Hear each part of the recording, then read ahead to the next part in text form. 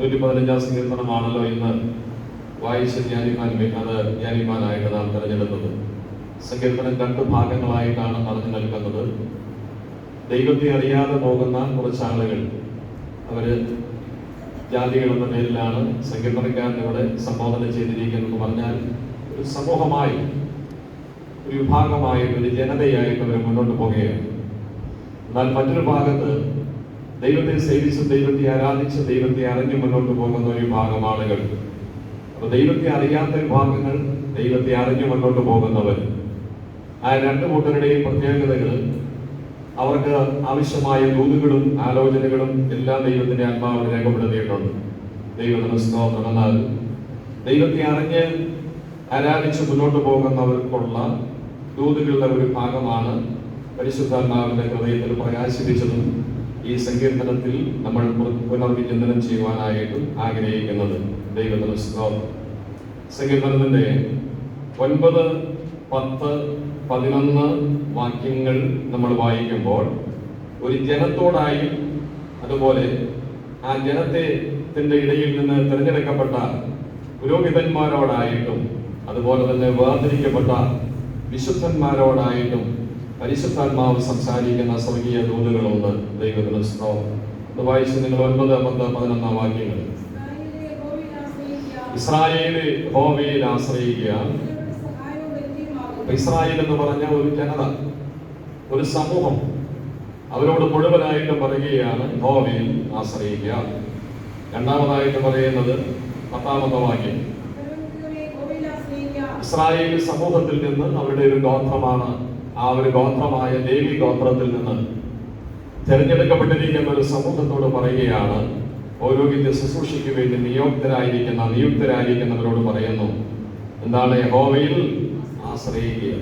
ദൈവത്തിന് സ്തോത്രം. വീണ്ടും പറയുന്ന ഒരു കാര്യം ഇതാണ്, അത് ഏത് വിഭാഗമാണെന്ന് പറയുന്നില്ല, ഏത് ജാതിയാണെന്ന് പറയുന്നില്ല, ഏത് സമൂഹമാണെന്ന് പറയുന്നില്ല. അവരോട് പറയുന്ന ഒരു കാര്യം ഇതാണ്, അവരാരാണെന്ന് അറിയാമോ? ദൈവത്തിന്റെ ഭക്തന്മാരാണ്. ദൈവത്തിന് സ്തോത്രം. അവരോട് പറയുന്ന ഒരു കാര്യം ഇതാണ്, നിങ്ങൾ എന്ത് ചെയ്യണം? യഹോവയെ ആശ്രയിപ്പീൻ. അപ്പോൾ ഒരു സമൂഹത്തോടായിട്ട്, ഒരു ജനത്തോടായിട്ട് സംസാരിക്കുന്നു. പൗരോഹിത്യ ശുശ്രൂഷയ്ക്ക് വേണ്ടി സമർപ്പിതരായിരിക്കുന്ന പുരോഹിതന്മാരോടായിട്ട് സംസാരിക്കുന്നു. വ്യത്യസ്ത സാഹചര്യങ്ങളിൽ നിന്ന് വിളിച്ചു വാർത്തിരിക്കപ്പെട്ടിരിക്കുന്ന ദൈവത്തിന്റെ ഭക്തന്മാരോടായിട്ട് സംസാരിക്കുന്നു. ഈ 3 വിഭാഗക്കാരോടും ആവർത്തിച്ച് പറയുന്ന ഒരു കാര്യം എന്താണ്? നിങ്ങൾ എന്ത് ചെയ്യണം? യഹോവയിൽ ആശ്രയിക്കണം. ദൈവത്തിന്റെ സ്തോത്രം. ഒന്ന് കരമേൽപ്പിച്ച് കർത്താവിന് നന്ദിയോടെ സ്തോത്രം ചെയ്താട്ടെ. ഹല്ലേലൂയ. ദൈവാശ്രയ ബോധമാണ് ജീവിതത്തിൽ വളരെ അനുഗ്രഹകരമായി തീരുന്നത്. ദൈവാശ്രയ ബോധമാണ് ജീവിതത്തിൽ നന്മയായി തീരുന്നത്. ദൈവാശ്രയ ബോധമാണ് ജീവിതത്തിൽ സമാധാനമായി തീരുന്നത്. ഇന്ന് ആരാധനാലയത്തിൽ വന്നിരിക്കുന്ന എല്ലാ ദൈവമക്കളും ഓർക്കുക, നാം അനുഭവിക്കുന്ന പ്രയാസങ്ങളും പ്രതിസന്ധികളും പ്രതികൂലങ്ങളും ഒക്കെ ഉണ്ടെങ്കിലും എപ്പോഴും ഓർക്കുക, ദൈവാശ്രയം ഒരിക്കലും കുറഞ്ഞു പോകരുത്. ദൈവത്തിന് സ്തോത്രം. ദൈവത്തോടുള്ള നമ്മുടെ മനോഭാവം, ആരാധന മനോഭാവം, നമ്മുടെ പ്രാർത്ഥന മനോഭാവം ഒരിക്കലും കുറഞ്ഞു പോകരുത്. കഴിഞ്ഞ കാലങ്ങളേക്കാൾ ഉപരിയായി എല്ലാ കുടുംബങ്ങളും, എല്ലാ ദൈവമക്കളും ഓർക്കുക, കൂടുതലായി ദൈവാശ്രയ മനോഭാവത്തിലേക്ക് കടന്നു വരണം. Praise the Lord. ഹല്ലേലൂയ. അത് ഓരോ ദൈവമക്കളും വ്യക്തിപരമായി അതിന് തയ്യാറാകണം. വ്യക്തിപരമായിട്ട് തയ്യാറാകുമ്പോൾ കുടുംബപരമായ ഒരുക്കം വരും. ഓരോ കുടുംബങ്ങളും ദൈവാശ്രയ മനോഭാവത്തിലേക്ക് വരുമ്പോൾ പല കുടുംബങ്ങൾ ചേർന്ന് നിൽക്കുന്നതാണ് ദൈവസഭ എന്ന് പറയുന്നത്. ആ സഭയ്ക്കും അത് അനുഗ്രഹമായി തീരും. ഇത് വ്യക്തികളിൽ ദൈവാശ്രയ ബോധമില്ല, കുടുംബങ്ങളിൽ ദൈവാശ്രയ ഭയമില്ല. കുറച്ചാളുകൾ ഇങ്ങനെ സംഘം ചേരുന്നത് പോലെ ഒരു കെട്ടിടത്തിന്റെ ഉള്ളിൽ കൂടി വന്നിട്ട് എന്തു പ്രയോജനം? മനസ്സിലായോ? മതപരമായ കുറെ ചടങ്ങുകൾ നിർവഹിക്കുന്നത് പോലെ കുറെ ചടങ്ങുകൾ എത്തിച്ച് സമയം തീർത്ത് മുന്നോട്ട് പോകാമെന്ന് മാത്രമേ ഉള്ളൂ. എല്ലാ മതങ്ങളെയും പോലെ ഒരു മതം എന്ന് പറഞ്ഞൊരു അഭിപ്രായം, എല്ലാ സമൂഹങ്ങളെയും പോലെ ഒരു സമൂഹം, എല്ലാ കൂട്ടായ്മകളും പോലെ ഒരു കൂട്ടായ്മ. ദൈവത്തിന് സ്തോത്രം. എന്നാൽ ഓർക്കേണ്ട ഒരു കാര്യം ഇതാണ്, എല്ലാ കൂട്ടായ്മയും പോലെയുള്ള ഒരു കൂട്ടായ്മയല്ല ഈ കൂട്ടായ്മ. മനസ്സിലായോ? ഹല്ലേലൂയ. എല്ലാ ആരാധനാലയങ്ങളും അല്ലെങ്കിൽ ദൈവാലയങ്ങളും അറിയപ്പെടുന്നത് പോലെയുള്ള ഒന്നല്ല ഇത്. പരിശുദ്ധാത്മാവിന്റെ നിറവിൽ ദൈവത്തെ ആരാധിപ്പാൻ ദൈവത്താൽ ക്രമീകരിക്കപ്പെട്ടതാണ്. ദൈവത്തിന് നന്ദിയോടെ സ്തോത്രം. അതുകൊണ്ട് ഓരോ ദൈവമക്കളും ഓർക്കുക, വ്യക്തിപരമായി ദൈവത്തോടുള്ള നമ്മുടെ ആശ്രയ മനോഭാവം ഒന്നുകൂടി ഒന്ന് ദൃഢമാക്കിയെടുക്കണം. അവിടെ ഏതെങ്കിലും വിള്ളലുകൾ വന്നിട്ടുണ്ടെങ്കിൽ, കുറവുകൾ വന്നിട്ടുണ്ടെങ്കിൽ, പോരായ്മകൾ വന്നു പോയിട്ടുണ്ടെങ്കിൽ അത് ദൈവസന്നിധിയിൽ ദൈവജനമാകുന്ന കണ്ണാടിയിലൂടെ നന്നായി കണ്ട് അത് മനസ്സിലാക്കി ഏറ്റുപറയേണ്ടത് ഏറ്റുപറഞ്ഞ്, വിട്ടുകളയേണ്ടത് വിട്ടുകളഞ്ഞ്, ഒന്നുകൂടെ പുതുക്കപ്പെടുന്ന ഒരു നവീകരിക്കപ്പെടുന്ന ഒരനുഭവത്തിലേക്ക് ഓരോ ദൈവമക്കളും അവർ പ്രതിദാനം ചെയ്യുന്ന ഉൾപ്പെട്ടു നിൽക്കുന്ന ഓരോ കുടുംബങ്ങളുമായി തീരുമ്പോൾ, അങ്ങനെയുള്ള കുടുംബങ്ങൾ ചേർന്ന് മുന്നോട്ട് പോകുന്ന ദൈവസഭയിൽ അതിശക്തമായ പരിശുദ്ധാത്മാവിന്റെ ഒരു കവിഞ്ഞൊഴുക്ക് നമുക്ക് അനുഭവിച്ചറിയുവാനായി തീരും. ദൈവം നമ്മെ തെരഞ്ഞെടുത്തിരിക്കുന്നതല്ല, ഭക്തന്മാരായിട്ടാണ് തെരഞ്ഞെടുത്തിരിക്കുന്നത്. ദൈവത്തിന് നന്ദിയോടെ സ്തോത്രം. ഇനി 3 ഭാഗങ്ങൾ കൂടെ ചേർത്ത് നമ്മൾ ചിന്തിക്കുമ്പോൾ പത്രോസിന്റെ ലേഖനത്തിൽ നമുക്ക് ഇങ്ങനെ കാണുന്നത് വായിപ്പാനായിട്ട് കഴിയുന്നുണ്ട്. നിങ്ങളോ അന്ധകാരത്തിൽ നിന്ന് തന്റെ അത്ഭുത പ്രകാശത്തിലേക്ക് നിങ്ങളെ വിളിച്ചവന്റെ സൽഗുണങ്ങളെ ഘോഷിപ്പാൻ തക്കവണ്ണം തിരഞ്ഞെടുക്കപ്പെട്ട ഒരു ജാതിയും അങ്ങനെയെങ്കിൽ ഓർക്കുക, ദൈവത്തിന് സ്തോത്രം. നാം ഒരു ജാതി, ഒരു ഗണത്തിൽ വന്നിരിക്കുന്ന, ഒരു സമൂഹമായി വന്നിരിക്കുന്ന നാം എല്ലാവരും ഓർക്കുക, ദൈവാശ്രയ ബോധത്തിലേക്ക് കൂടുതലായിട്ട് നമ്മൾ കടന്നു വരണം. ഒരു ജാതിയും അടുത്ത് പറഞ്ഞിരിക്കുന്നത് എങ്ങനെയാണ്? നിങ്ങൾ ആരാണ്? രാജകീയ പുരോഹിത വർഗമാണ്. ദൈവത്തിന് സ്തോത്രം. ദൈവത്തിന് ആരാധന അർപ്പിക്കേണ്ട, ദൈവത്തിന് സ്തുതി കൊടുക്കേണ്ട, ദൈവത്തിന് മഹത്വം കൊടുക്കേണ്ട, പ്രാർത്ഥനയും ആരാധനയുമാകുന്ന ധൂപാർപ്പണം ഇടപെടാതെ ദൈവസന്നിധിയിൽ അർപ്പിക്കേണ്ട രാജകീയ പുരോഹിത വർഗമാണ് നാം എല്ലാവരും. നിങ്ങളുടെ പ്രാർത്ഥന ധൂപാർപ്പണമായിട്ടാണ് സ്വർഗ്ഗത്തിലേക്ക് ഉയരുന്നത്. നിങ്ങളുടെ ആരാധന ധൂപാർപ്പണമായിട്ടാണ് സ്വർഗ്ഗത്തിലേക്ക് ഉയരുന്നത്.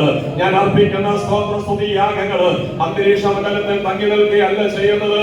അതിൽ ധൂപാർപ്പണമായി ആകാശ മേഘങ്ങൾക്ക് അപ്പുറമായി എന്റെ ദൈവം അധിവസിക്കുന്ന സ്വർഗ്ഗാദി സ്വർഗ്ഗത്തിലേക്ക് പ്രവേശിക്കുകയാണ്. അതുകൊണ്ട് ഓരോ ദൈവമക്കളും ദൈവാശ്രയ ബോധം നന്നായിട്ട് അത് നിലനിർത്തിക്കൊണ്ട് വ്യക്തിപരമായി, കുടുംബമായി, സഭയായി ദൈവത്തിന് കൊടുക്കേണ്ട ആരാധന കൊടുത്ത് ദൈവനാമ മഹത്വത്തിന് വേണ്ടി നിലനിൽക്ക്. ദൈവത്തിന്റെ വലിയ അനുഗ്രഹങ്ങൾ നമുക്ക് അനുഭവിച്ചറിയുവാനിടയായി തീരും. ദൈവത്തിന്റെ സ്തോത്രം. അവ 3 ഭാഗത്തോട് അന്ന് പറഞ്ഞൊരു കാര്യം ഇതാണ്. നിങ്ങൾ എല്ലാവരും എന്ത് ചെയ്യണം? യഹോവയെ ആശ്രയിക്കണം. ഒരു ദൈവവീക്ഷണത്തിൽ പത്രോസ്ലീഹായുടെ കാഴ്ചപ്പാടിൽ രക്ഷിക്കപ്പെട്ട് സ്നാനപ്പെട്ട് സത്യത്തിലും ആത്മാവിലും ദൈവത്തെ ആരാധിക്കുന്ന എല്ലാ ദൈവമക്കളും ഈ 3 വിഭാഗത്തിലും വന്നു കഴിഞ്ഞു. ഒരു ജാതിയെ പോലെ, ഒരു സമൂഹത്തെ പോലെ, ദൈവത്തിന് ആരാധന അർപ്പിക്കുന്ന പുരോഹിത വൃന്ദത്തെ പോലെ, ദൈവത്തിന് സ്തോത്രം വിശുദ്ധ ഗണത്തെ പോലെ കർത്താവിന്റെ നാമ മഹത്വത്തിന് വേണ്ടി നിലനിൽക്കുകയാണ്. അത് മനസ്സിലായവർ ഒന്നുകൂടെ കർത്താവിന്റെ സ്തോത്രം ചെയ്താണ്. സന്ദേശത്തിന്റെ 1-ാം ഭാഗം തീർന്നു. 2-ാം ഭാഗം ഇനി അങ്ങനെ ദൈവാശ്രയ ബോധത്താൽ മുന്നോട്ട് പോയാൽ കിട്ടുന്ന കാര്യം അവിടെ പറഞ്ഞിട്ടുണ്ട്. ദൈവത്തിന്റെ പ്രത്യേക ഇടപെടലുകളും നന്മകളും നമുക്ക് അവിടെ കാണുവാനായിട്ട് കഴിയുന്നുണ്ട്. ദൈവത്തിന് സ്തോത്രം. 12-ാമത്തെ വാക്യത്തിന്റെ ആദ്യത്തെ സെന്റൻസ്, യഹോവ നമ്മെ ഓർത്തിരിക്കുന്നു. അടുത്ത സെന്റൻസ്, അവൻ അനുഗ്രഹിക്കും. ഇനി 14-ാമത്തെ വാക്യം, യഹോവ നിങ്ങളെ മേൽക്കുമേൽ വർദ്ധിപ്പിക്കട്ടെ. അപ്പൊ ദൈവാശ്രയ ബോധത്തോടുകൂടെ മുന്നോട്ട് പോയാൽ ദൈവത്തിന്റെ ആത്മാവ് പറഞ്ഞിരിക്കുന്ന കാര്യങ്ങൾ ഓർക്കുക. ദൈവം തന്നെ ആശ്രയിക്കുന്നവരെ ഓർക്കുന്ന ദൈവമാണ്. ദൈവം ഓർക്കും. ഒരു പ്രതിസന്ധി ഘട്ടത്തിൽ ദൈവം ഓർക്കും. ഗതപുസ്തകത്തിൽ നിന്ന് ഈ വാക്യങ്ങൾ വായിപ്പിക്കാൻ സമയമില്ല. പഴയ ബന്ധത്തിൽ ദൈവം അനേകരെ ഓർത്തു. ദൈവം നോഹയെ ഓർത്തു, ദൈവം ഹാഗാറിനെ ഓർത്തു, ദൈവം ഹന്നയെ ഓർത്തു, ദൈവം അബ്രഹാമിനെ ഓർത്തു. പഴയ പിതാക്കന്മാരിൽ 100 കണക്കിന് ആളുകളെ ദൈവം ഓർത്തതായിട്ട് വിശുദ്ധ ബൈബിളിൽ നമുക്ക് കാണാനായിട്ട് കഴിയുന്നുണ്ട്. ദൈവത്തിന് സ്തോത്രം. അവരെല്ലാം ഓർത്തതിൻ്റെതായ നന്മകൾ അവർക്ക് അനുഭവിച്ചറിയാനിടയായി തീർന്നു. ഈ സങ്കീർത്തന വീക്ഷണത്തിൽ എല്ലാ ദൈവമക്കൾ ഓർക്കുക. ആരെയാ ദൈവം ഓർക്കുന്നത്? ആശ്രയിക്കുന്നവരെ ഓർക്കുന്ന ഒരു ദൈവമുണ്ട്. ഞാൻ ആത്മാർത്ഥമായി ദൈവാശ്രയ മനോഭാവത്തിൽ മുന്നോട്ട് പോയാൽ ആരും എന്നെ ഓർത്തില്ലെങ്കിലും ദൈവം എന്നെ ഓർക്കും. ദൈവം എന്നെ ഓർക്കും. എല്ലാവരും ഒന്ന് ഹൃദയത്തിൽ അത് ആത്മാർത്ഥമായിട്ട് അത് ഏറ്റെടുക്കാൻ തയ്യാറായി തീരണം. ദൈവത്തിന്റെ സ്തോത്രം. ആശ്രയിക്കുന്നവരെ ഓർക്കുന്നൊരു ദൈവമുണ്ട്. ദൈവം അബ്രഹാമിനെ ഓർത്തു. ഇസ്രായേലിനെ അനുഗ്രഹിച്ചതും മുഴുവനും എന്തിന്റെ അടിസ്ഥാനത്തിലാണെന്ന് അറിയാമോ? അബ്രഹാമിനെ ഓർത്തതിന്റെ അടിസ്ഥാനത്തിലാണ് ദൈവം ഇസ്രായേലിനെ അനുഗ്രഹിച്ചത്. പിൻതലമുറയ്ക്ക് കിട്ടുന്ന പല അനുഗ്രഹങ്ങളും പിതാക്കന്മാരെ ഓർത്തതിന്റെ അടിസ്ഥാനത്തിലാണ്. സത്യസന്ധതയോട്, പരമാർത്ഥതയോട്, വിശ്വസ്തയോടും ആത്മീയ മൂല്യങ്ങളോടും കൂടെ മാതാപിതാക്കന്മാർ ദൈവത്തിന് വേണ്ടി നിന്നത്. പിന്നീട് വരുന്ന മക്കളിൽ ഒരു നന്മയും ഇല്ലെങ്കിലും ദൈവം തമ്പുരാൻ അവരെ നശിപ്പിക്കാതിരിക്കുന്നതിന്റെ കാരണം എന്നാണെന്നറിയാമോ? ആ അപ്പൻ ഓടിയത് ദൈവം ഓർക്കുന്നുണ്ട്, ആ അമ്മ ഓടിയത് ദൈവം ഓർക്കുന്നുണ്ട്. തിരുനാമത്തിന് വേണ്ടി അവര് പട്ടിണി കിടന്നതും നിന്ദ അനുഭവിച്ചതും വേദന അനുഭവിച്ചതും പിൻതലമുറ കൃപയിൽ നിന്നും പോയാലും ദൈവം നശിപ്പിച്ചു കളയാതെ ആ അപ്പനോടും അമ്മയോടുമുള്ള ദൈവത്തിന്റെ കരുതലാണെന്നുള്ളൊരു കാര്യം ഓർക്കാണ് എന്ന് പറയുന്ന ദൈവസ്ഥലത്തുകൊണ്ട് വിശ്വസ്തയോടുകൂടെ മുന്നോട്ട് പോകണം. ആശ്രയിക്കുന്നവരെ ദൈവം കൈവിടത്തില്ല, ആശ്രയിക്കുന്നവരെ ദൈവം ഓർക്കുന്നവരാണ്. എടുത്തു പറയുന്നത് എന്താണെന്നറിയാമോ? ഓർക്കുന്നു എന്ന് മാത്രമല്ല, ദൈവം അനുഗ്രഹിക്കും. ദൈവം അനുഗ്രഹിക്കും. അനുഗ്രഹത്തെ കുറിച്ച് പല വാക്യങ്ങളാണ് ഇവിടെ നമുക്ക് കാണാനായിട്ട് കഴിയുന്നത്. എന്താ അനുഗ്രഹം? അനുഗ്രഹം അനുഗ്രഹം അനുഗ്രഹം എന്ന് പറയുന്നത് നമ്മുടെ എല്ലാ പ്രവർത്തനങ്ങളും വിജയിക്കുവാൻ വേണ്ടിയുള്ള ദൈവത്തിന്റെ ഒരു ഇടപെടലിനാണ് ഈ അനുഗ്രഹം എന്ന് പറയുന്നത്. നമ്മൾ എത്ര മികവായിട്ട് ചെയ്താലും വിജയിച്ചില്ലെങ്കിലും പരാജയപ്പെട്ടു പോയെങ്കിലും ഓർക്കുക, ദൈവം ഇടപെട്ടിട്ടില്ല, അവിടെ ദൈവം ഇടപെട്ടിട്ടില്ല. എന്നാൽ നാം ഒരല്പം ഒന്ന് തുടങ്ങി വെച്ചു, വലിയ വിജയമായി. മനസ്സിലായി? അവിടെ നാം തിരിച്ചറിയാൻ കഴിയുന്നതിനേക്കാൾ ഉപരിയായി ദൈവത്തിന്റെ ഒരു ഇടപെടൽ അവിടെ ഉണ്ടായി. ഒരു മനുഷ്യന്റെ എല്ലാ പ്രവർത്തനങ്ങളും വിജയിക്കുന്നതിന് പിന്നിലുള്ള ദൈവത്തിന്റെ ഇടപെടലിനാണ് അനുഗ്രഹം എന്ന് പറയുന്നത്. അപ്പൊ അങ്ങനെയെങ്കിൽ ദൈവത്തെ ആശ്രയിച്ച് മുന്നോട്ട് പോകുന്ന ഒരു ദൈവ വൈദ്യന്റെ പ്രവർത്തനങ്ങളിൽ ദൈവം ഇടപെടാതിരിക്കുമോ? ദൈവം ഇടപെടാതിരിക്കത്തില്ല, ദൈവം ഇടപെടും. ദൈവം അവരെ അനുഗ്രഹിക്കും. അവരുടെ ജോലിയിൽ, അവരുടെ യാത്രയിൽ, അവരുടെ സാമ്പത്തിക മേഖലകളിൽ, അവരുടെ മക്കളിൽ, അവരുടെ കുടുംബജീവിതത്തിൽ, അവരുടെ ജീവിതത്തിന്റെ സമസ്ത മേഖലകളിലും ദൈവാശ്രയ ബോധമുള്ള ഒരു ക്രിസ്തു വിശ്വാസിയെ പരിധിക്കല്ല, പരിധിക്കപ്പുറമായ രീതിയിൽ അനുഗ്രഹിക്കുന്ന ഒരു ദൈവത്തെ കാണാൻ കഴിയുന്നുണ്ട്. ആശ്രയിക്കുന്നവരെ ഓർക്കുന്ന ഒരു ദൈവം ഈ സങ്കീർത്തനം നമ്മെ പഠിപ്പിക്കുന്നു. സ്തോത്രം. ആശ്രയിക്കുന്നവരെ അനുഗ്രഹിക്കുന്ന ഒരു ദൈവമുണ്ടെന്ന് ഈ സങ്കീർത്തനം പഠിപ്പിക്കുന്നു. അടുത്ത് പറഞ്ഞിരിക്കുന്ന ഒരു വാക്യമാണ് നമ്മളിവിടെ വായിച്ചത്. ഹല്ലേലൂയ. ദൈവം എന്ത് ചെയ്യുന്നറിയാമോ? ദൈവം വർദ്ധിപ്പിക്കുന്ന ദൈവമാണ്. 14-ാമത്തെ വാക്യം, യഹോവ നിങ്ങളെ മേൽക്കുമേൽ വർദ്ധിപ്പിക്കട്ടെ. വർദ്ധനവിന് വിശുദ്ധ ബൈബിളിൽ കൊടുത്തിരിക്കുന്ന ഒരു വാക്കിങ്ങനെയാണ്. യഹോവ രഹബോത്ത് എന്നൊരു വാക്കാണ് കൊടുത്തിരിക്കുന്നത്. ഇവിടെയാണെന്നറിയാമോ? ഉൽപ്പത്തി പുസ്തകത്തിൽ അബ്രഹാമിന്റെ മകനായ ഇസഹാക്കിനോടുള്ള ബന്ധത്തിൽ ഇസഹാക്ക് ഗെരാരിൽ ചെന്ന് കൃഷി ഇറക്കുന്നു.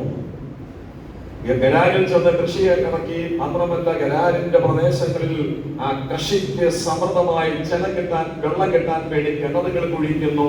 അതുമായി ബന്ധപ്പെട്ട് പരിസര പ്രദേശങ്ങളിൽ നിന്ന് പല പല പ്രശ്നങ്ങൾ ഉണ്ടാകുന്നു. ദൈവത്തിന്റെ സ്തോത്രം. അപ്രതീക്ഷിതമായിട്ട് ഒരാള് ഒരു സ്ഥലത്തേക്ക് വരുമ്പോൾ ചുറ്റുപാടുള്ള ആളുകൾക്ക് ഉൾക്കൊള്ളാനായിട്ട് കഴിയുന്നില്ല. അവർക്ക് കുറെ പരിമിതികൾ, കുറെ സൗകര്യപ്പണക്കങ്ങൾ, കുറെ അസ്വസ്ഥതകൾ, കുറെ വാഗ്വാദങ്ങൾ, കുറെ പ്രതിസന്ധികൾ എല്ലാം കടന്നു വരികയാണ്. പക്ഷെ ഇസഹാക്ക് ചെന്നത് വെറുതെയല്ല, ദൈവത്തിന്റെ വാഗ്ദത്തത്തോടു കൂടിയാണ് ചെന്നത്. ദൈവത്തിന്റെ സ്തോത്രം. ഗെരാരിൽ വെച്ച് ശൂന്യമാകാൻ ദൈവം സമ്മതിച്ചില്ല. അത്ഭുതകരമായി ദൈവത്തിന്റെ കൃപ അവിടെ വ്യാപരിക്കുകയും അവിടെ സംബന്ധിച്ചത് ഉൽപ്പത്തി പുസ്തകത്തിൽ വായിപ്പാനായിട്ട് കഴിയുന്നുണ്ട്. യഹോവ രഹബോത്ത്, യഹോവ ഇടമുണ്ടാക്കി വർദ്ധിപ്പിക്കുന്ന ഒരു ദൈവമാണ്. ഇതുപോലെ ദൈവമക്കൾ ഓർക്കുക, ദൈവം സൃഷ്ടിച്ചു കളയുന്ന ഒരു ദൈവമല്ല, ദൈവം കുറച്ചു കളയുന്ന ഒരു ദൈവമല്ല. ദൈവസന്നദ്ധിയിൽ ദൈവാശ്രയ ബോധത്തിൽ മുന്നോട്ട് പോകുക. യഹോവ വർദ്ധിപ്പിക്കുന്ന ഒരു ദൈവമാണ്. ആർക്കുന്ന ഒരു ദൈവമുണ്ട്, അനുഗ്രഹിക്കുന്ന ഒരു ദൈവമുണ്ട്, വർദ്ധിപ്പിക്കുന്ന ഒരു ദൈവമുണ്ട്. ദൈവത്തിന്റെ സ്തോത്രം. ഇതുപോലെ നമുക്ക് വിശ്വസിച്ച് പ്രാർത്ഥിപ്പാൻ കഴിയണം. ഈ ദൈവം എന്നും നമ്മുടെ ദൈവമാണ്. തീർന്നില്ല. വാക്യത്തിന്റെ ഒടുവിൽ ഇങ്ങനെയാണ്, ദൈവം നമ്മുടെ വരെ വഴി നടത്തും. ഈ ദൈവം ജീവപര്യന്തം വരെ വഴി നടത്തുവാൻ കഴിവുള്ളവനാണ്. ഉള്ളിലെ നിരാശകൾ മാറി പോകട്ടെ, ആകുലതകൾ മാറി പോകട്ടെ, ക്ഷീണങ്ങൾ മാറി പോകട്ടെ, പരാതികൾ മാറി മാറിപ്പോകട്ടെ, ചോദ്യങ്ങൾ മാറിപ്പോകട്ടെ. ഈ സങ്കീർത്തന പ്രബോധനം നിങ്ങളുടെ ജീവിതത്തിൽ അനുഗ്രഹമായി തീരട്ടെ. നമ്മുടെ ആത്മാവിനെ തൊട്ടുണർത്തുന്ന പരിശുദ്ധാത്മാവിന്റെ സന്ദേശം പോലെ തിരിച്ചറിഞ്ഞുകൊണ്ട് ദൈവകരങ്ങളിലേക്ക് ഏൽപ്പിച്ച് പ്രാർത്ഥിക്കണം. കർത്താവ്, ഏതെല്ലാം വെല്ലുവിളികൾ വന്നാലും ഏതെല്ലാം പ്രതികൂലങ്ങൾ കടന്നു വന്നാലും അങ്ങയോടുള്ള എന്റെ ആശ്രയം കുറഞ്ഞു പോകാതെ ഹല്ലേലൂയ, ദിവസങ്ങളിൽ വ്യക്തിപരമായി കുടുംബമായി ഞങ്ങൾ സഭയായും ദൈവാശ്രയ ബോധത്തിന്റെ മികവിലേക്ക് ഒരു പടി കൂടെ ഞങ്ങൾ എത്തപ്പെടുവാൻ പരിശുദ്ധാത്മാവ് ഞങ്ങളെ സഹായിക്കണമെന്ന് ദൈവസഭയിൽ ആത്മാർത്ഥമായി പ്രാർത്ഥിച്ച് അതിനുവേണ്ടി പ്രവർത്തിക്കാം. ദൈവമായ കർത്താവ് എല്ലാവരെയും സമൃദ്ധിയായി അനുഗ്രഹിക്കുമാറാകട്ടെ.